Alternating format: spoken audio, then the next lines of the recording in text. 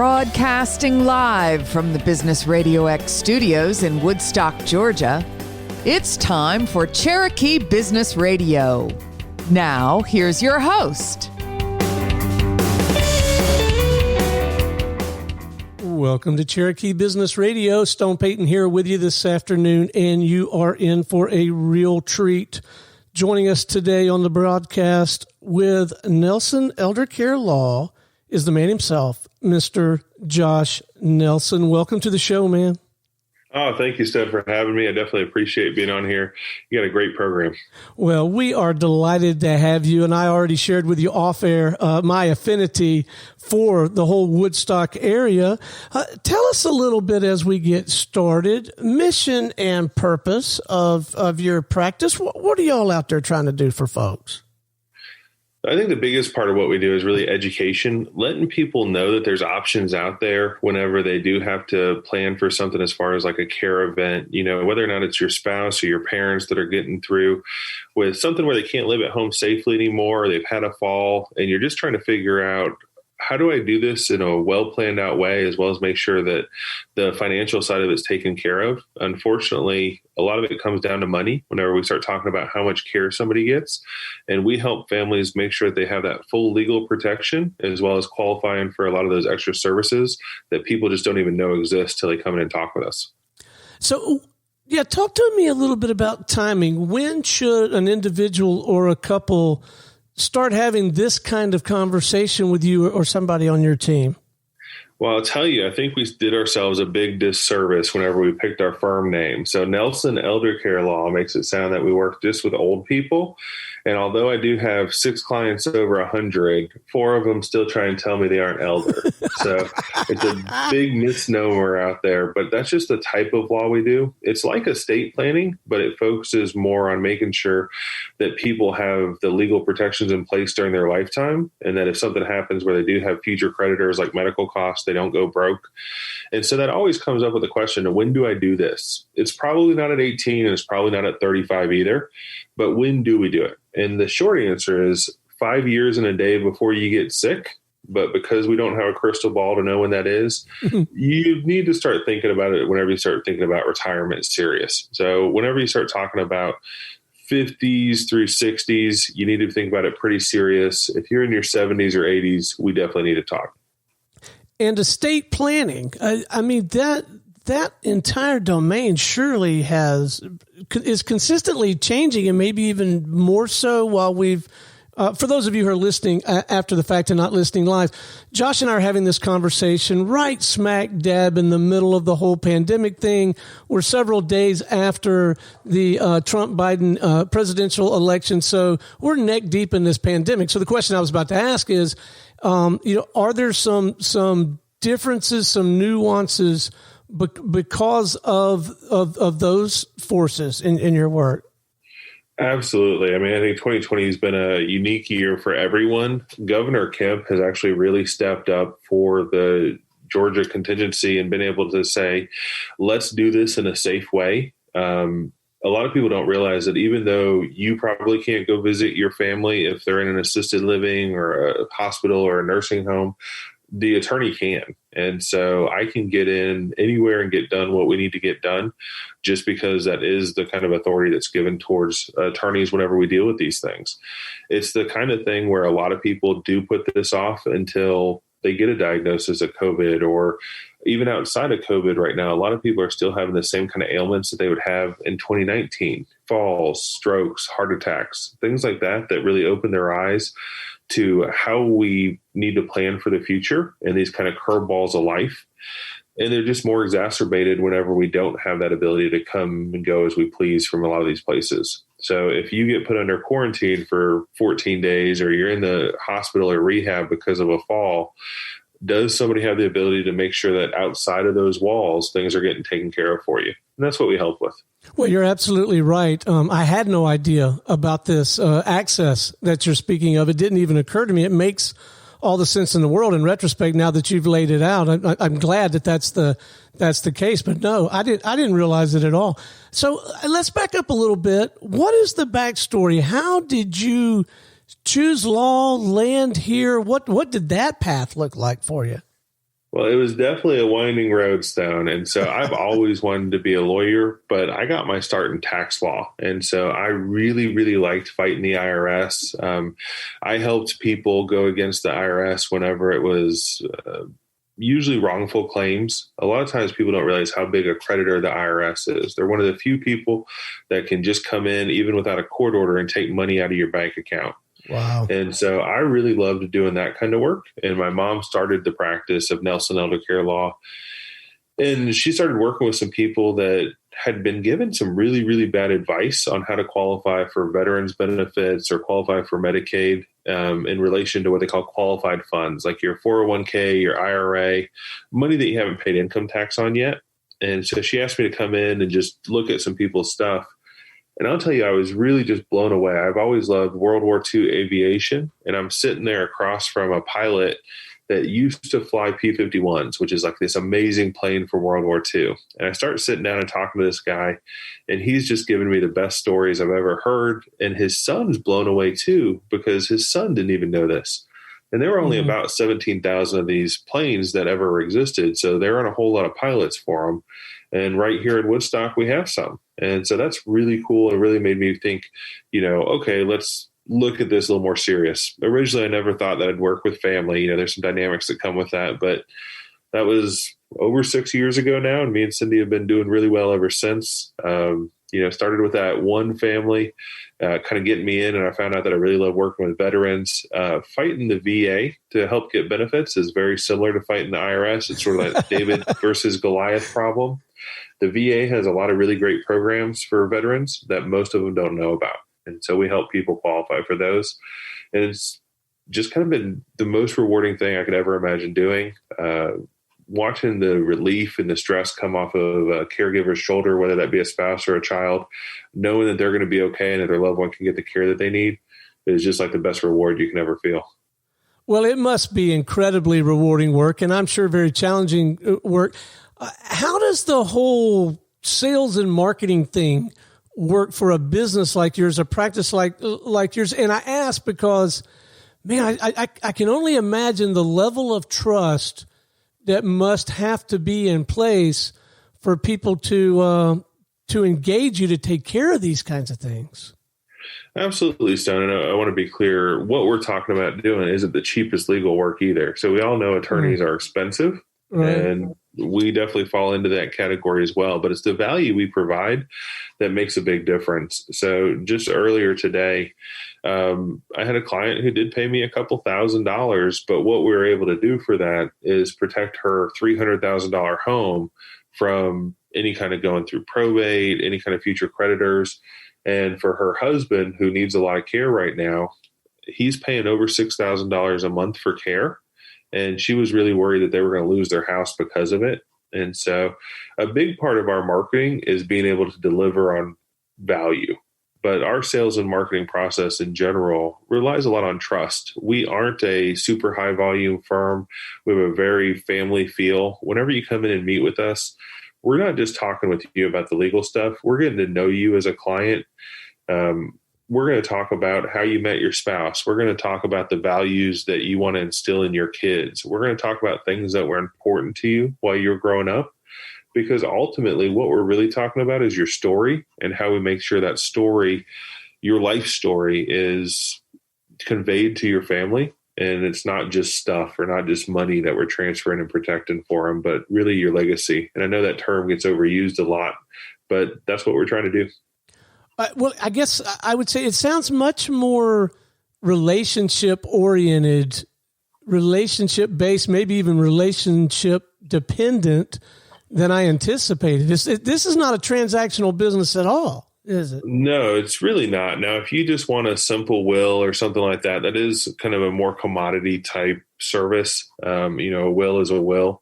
But what we try and do is really make sure that people have the education to know that there's better options out there than just a will, to know that there's options out there to make sure that if something happens to you during your lifetime, you're taken care of, not just whenever you pass. And a lot of our marketing is actually done by our past clients. Over 30 to 33% of our current clients each month come from past clients. And the reason for that is just word of mouth. We still pick up a good 60% of our new clients from traditional marketing, presentations, seminars, going through Facebook ads, just making sure people know about us. But it's amazing to me how if we get a client and we treat them right and we really build that relationship with them, they'll go tell 3 or 4 of their friends. And usually that just opens the door for at least a conversation. We let everybody come in and talk with us for our sales process for a free counseling session where we allot 90 minutes to go over whatever you want to talk about. And that's really huge for our clients because a lot of times they're afraid of going and seeing an attorney and especially paying a consult fee, not even knowing if we can help. And one of the big pillars of our firm has always been, we don't want to charge anybody unless we're providing a lot of value. And so by the time that anybody pays us anything, first, we charge flat rate fees. So there's no hourly retainers or anything. Those surprise kind of gotcha bills later on. But also the fact that we know we can help you and provide value has been something that we really hang our brand on. There's a couple of things that just struck me during this part of the conversation. One is doing good work is a marvelous sales tool, huh? Right? It is. It really is. I think sometimes people like to think of that, but they forget it a little bit. But if you do a great job, it does take care of itself in some ways. And it turns out genuinely helping people can be a very lucrative business. So that's encouraging. But what that prompted for me is I got to thinking about one of my favorite subjects, me, and in my life's work, right? My business partner, Lee Cantor, and I, we've put a lot of energy and effort in building out the Business RadioX network.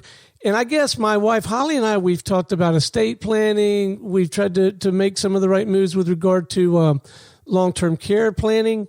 But, a topic that I haven't really put any energy in, and maybe this is one of the things, we should be talking to you guys about is are there some things we should be exploring in terms of protecting my life's work? I mean, I've poured my heart and soul into this Business RadioX business. It really is. And Stone, I think that this is scary for a lot of your listeners. I know that a lot of your listeners probably run their own LLCs or even corporations, or, they kind of registered with the state, got things going, and then just figured, well, if something happens to me, then, she can come in and handle it, or maybe my partner will buy her out. And that's a pretty bad plan, just to be upfront with you, just because a lot of times your partner isn't in a cash flow position. We've had a lot of people that we've worked with this year that are coming in because COVID took a big hit on their business. And they're looking to see, rather than just walk away, what's marketable here? How do I still have something that comes out of this?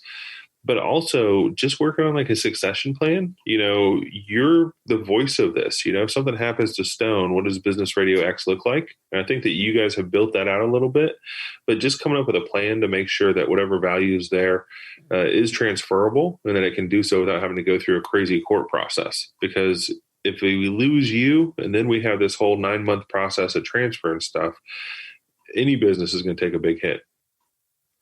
So this is true confession time for Cherokee Business Radio. I don't have my camera on. I have the camera where I can see you. But if I did have my video camera on during the course of this interview, you would see right behind me a stack of 6 folders, and they are yet to be notarized, yet to be signed off on. Do-it-yourself homemade version of paying a little bit of money to write up something as, for the, I don't even remember the categories, but one is like a will, and the other one is like a healthcare directive kind of thing. And I don't know what the other two are for each of us.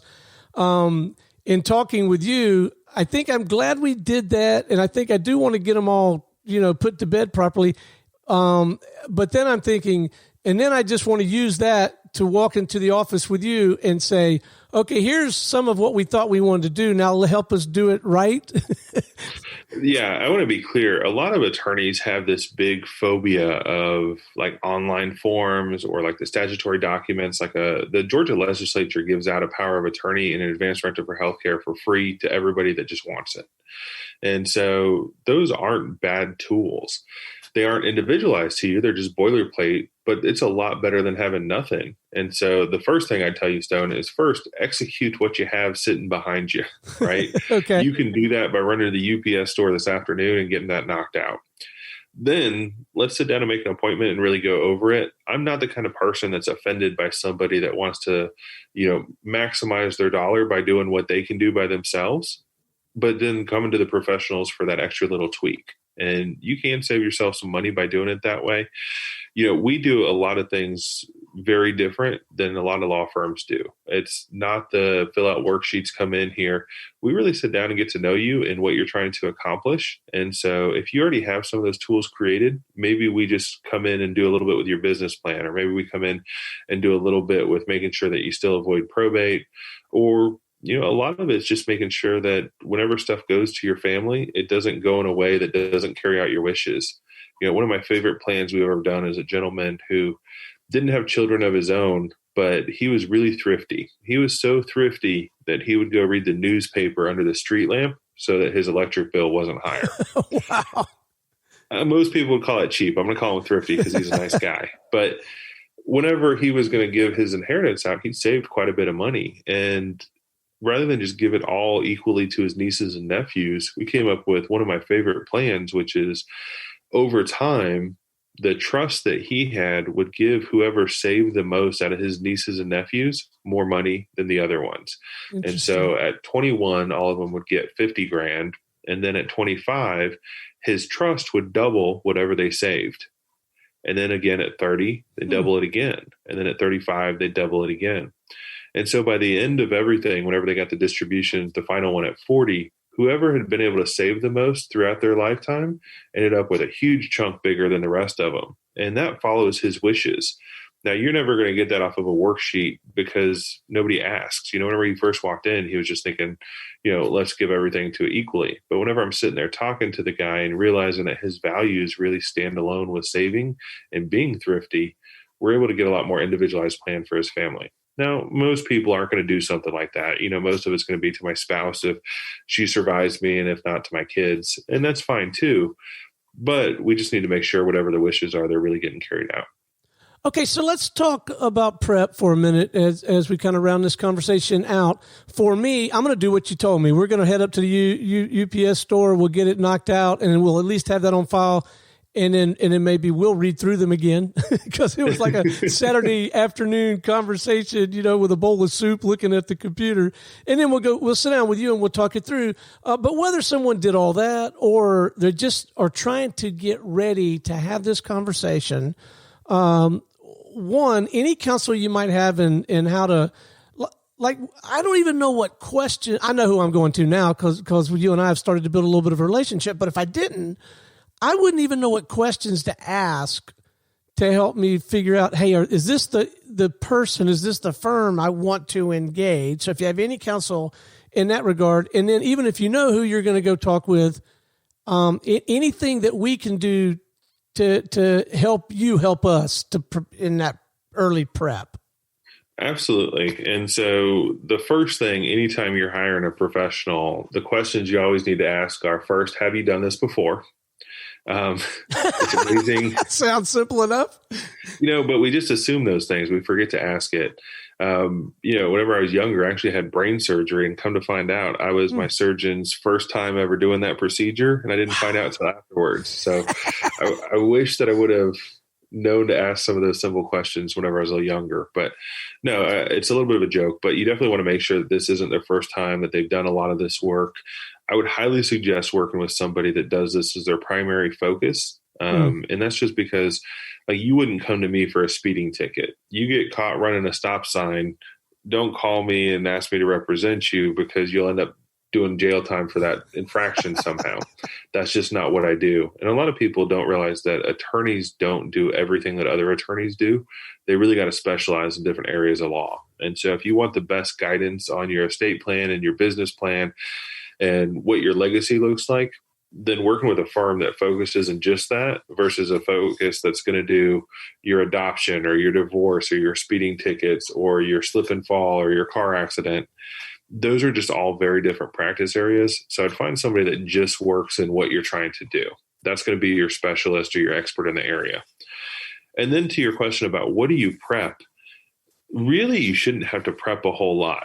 If you're doing this the right way, you shouldn't be filling out more than a page or two of worksheets before you actually talk to somebody. Now, a lot of estate planning firms, they try and do this like boilerplate plan where they literally just take what you fill out on some sheets and fill it into some forms. And that's not a real plan. You can do that yourself. That's what you're doing with the folders that you have now.